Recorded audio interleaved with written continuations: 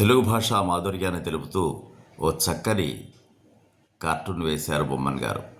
రమ్యమైన భాష, రతనాల భాష, రాయలు మెచ్చిన రసమయ భాష అంటూ తన భాషాభిమానాన్ని చక్కని ఆర్టులో తెలియచేశారు.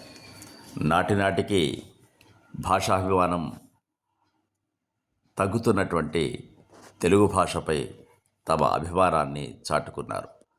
మనమే కాదు, ఇతర భాషాభిమాని అయినటువంటి ఇతర భాషలు నేర్చుకున్న మహారాజు రాయలవారు కూడా తెలుగదేలయన్న దేశంబు తెలుగు ఏను తెలుగు వల్ల బొండ తెలుగు కండ ఎల్ల నృపులుగూడి ఎరుగవే బాసాడి దేశ భాషలందు తెలుగు లెస్స అన్న దానిని మనకు మరొక్కసారి జ్ఞాపకం చేశారు. మనదైన మాతృభాషను కాపాడుకోవాల్సిన అవసరం ఎంతైనా ఉంది.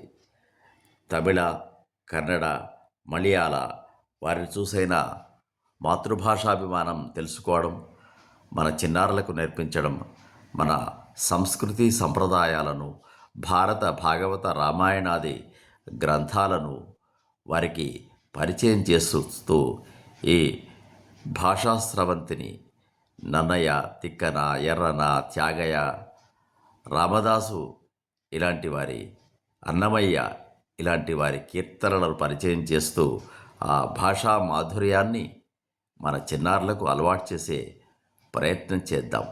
ఇలా ఎంతోమంది తెలుగు భాష అభివృద్ధి కోసం, తెలుగు భాషను బ్రతికించుకోవడం కోసం అహర్నిశలు కృషి చేస్తున్నటువంటి మహానుభావులు ఉన్నారు.